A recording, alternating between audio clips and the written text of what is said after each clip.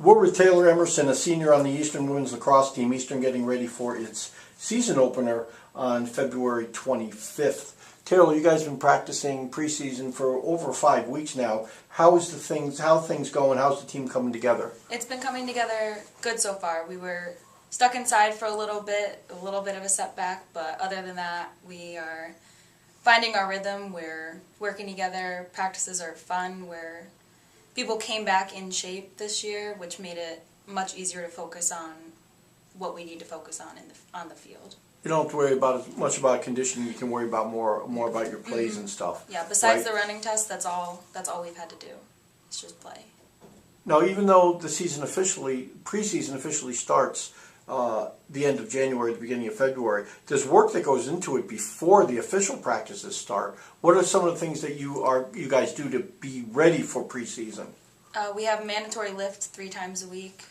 In fall ball, we ran the same running test that we currently ran in the spring. People are expected to come back in shape on their own and just do what they have to do in order to be ready to do better at the running test than they did in the previous season. You guys had a lot of success last year. What's the attitude like coming into this preseason, looking to build on last year's success? The attitude is to set the bar higher. We expect to win this year and do better than we did last year, even better than we did last year.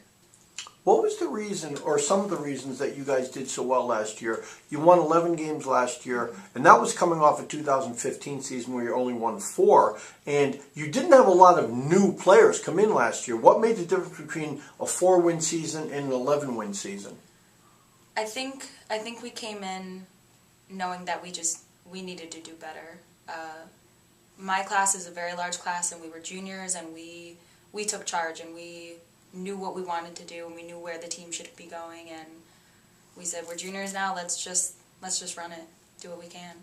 I think you got a real early indication of how good the team might have been in your season opener against Springfield. Talk about that. That was a great game. They were not expecting us to be as good as we were, and I don't even think that we expected it to begin with, but we found our flow that game, and that set the bar for that season too. I mean, we lost 14-11, but I still think that we won that game 110%. As much as players don't like to lose, when that game gets over, based on the fact that you had gotten beaten by Springfield badly the previous 2 years, when that game got over and things had settled down, did you guys look at each other and say, okay, we lost, but that was a heck of a game. That was a good effort. We were all smiles. I mean, 14-11 against a team that had previously beat us, I think, 18-2. I mean, that was a turnaround. Pretty sure they cried afterwards, but they must have been running for days afterwards. But that was the best game. I mean, we connected on that game. You seem to build from that game on. I mean, first couple weeks, win some, lose some, but then when you get to the last 3 weeks, especially in the conference, you guys seem to turn it on. What got it going in those last 3 weeks or so? I'm not sure anything specific did. I just think that we had good chemistry last year. There might have been issues off the field, but no one took it on the field. And on the field you play lacrosse, and we work together as a team, and that's all you do. And everyone wants to win. No one likes losing, but we put the work in on and off the field to get where we needed to. This will be your 4th year as a starting goalie, and you were a starting goalie for 4 years in high school. Talk about the bond or the chemistry or the communication that you need between a goalie and their defense and her defense. It's important. I mean, I have to trust my defense, and they have to trust me to do what I have to do, and we work well together. I mean, we have one of the strongest defenses in the conference. I don't know any other team that works as well as defense as we do. And basically, you've got virtually the players that were your defensive team last year are back. Yep. Right? Same team. That will talk about some of the things over the course of a game while the game's in progress. Talk about some of the things that you might need to communicate with your defensive team about. What we're not doing, if we need to pick up the intensity, if someone's not on a girl where they should be, or we play a zone, so if someone's not doing what they're supposed to do in the zone, we communicate that.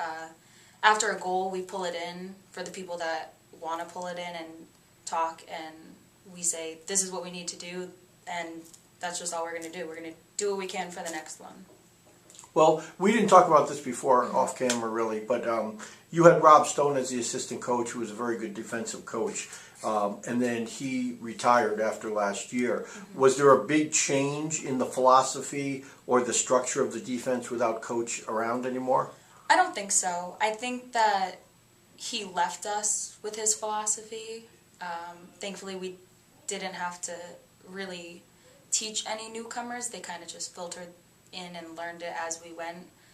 Right. He was awesome. He was a great defensive coach, and he actually sent Coach Hutch a new defense for us to learn. So he's still kind of around. We just learned another new defense. Another new defense. No one's gonna know what's going on. Well, did he sort of implement, and I don't want to get too technical because I'm sure the average person isn't that interested, but did he implement a zone defense which was sort of different than the way things had been? Oh, was it more man-to-man before? Yeah, we played man.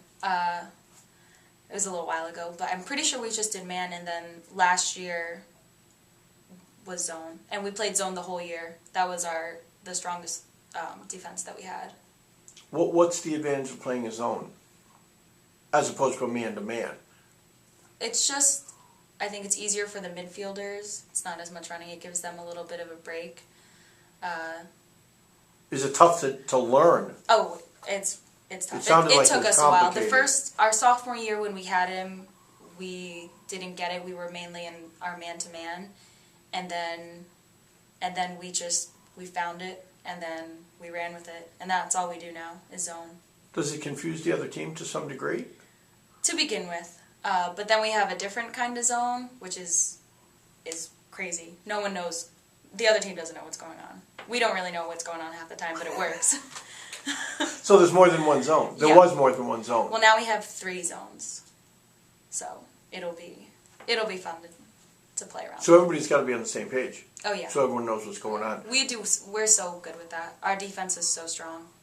So who would call a zone? Who would call a switch in the zone? Would it be someone on the field, or would it be the coach?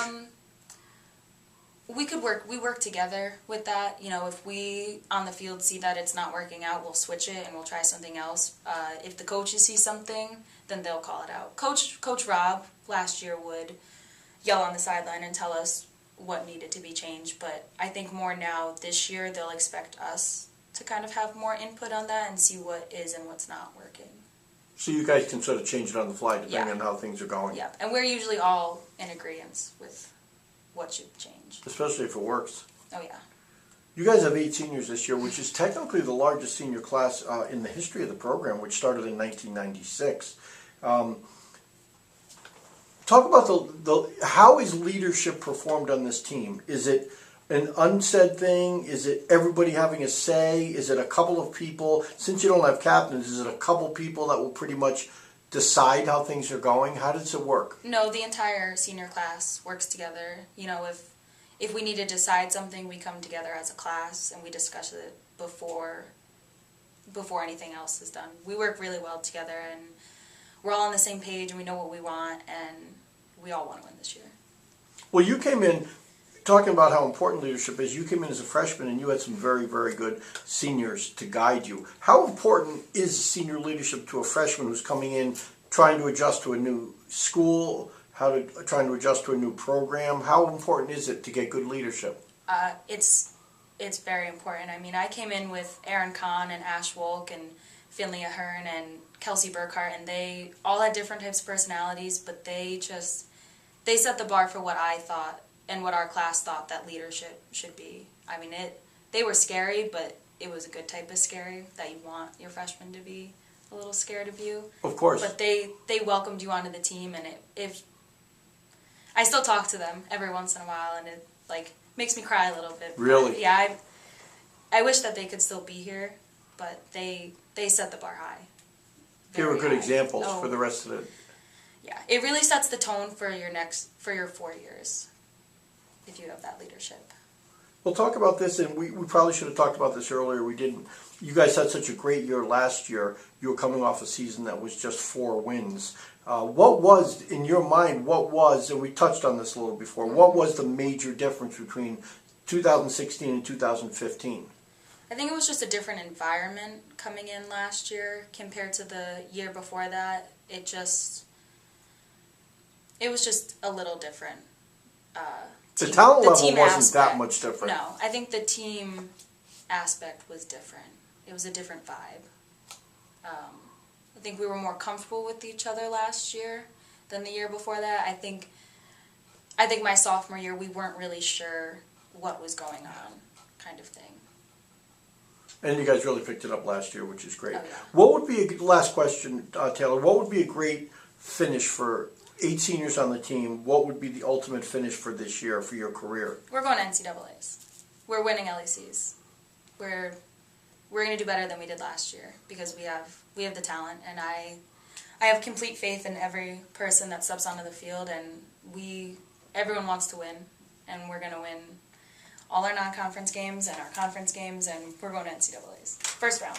So the Warriors will begin their quest for an NCAA tournament. They're going to be playing on February 25th at Coast Guard. That'll be a non-conference game.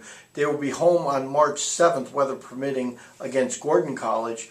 And then they will play in the Little East Conference. They will host the University of Southern Maine on April 8th. Taylor, thanks for being with us. Good luck.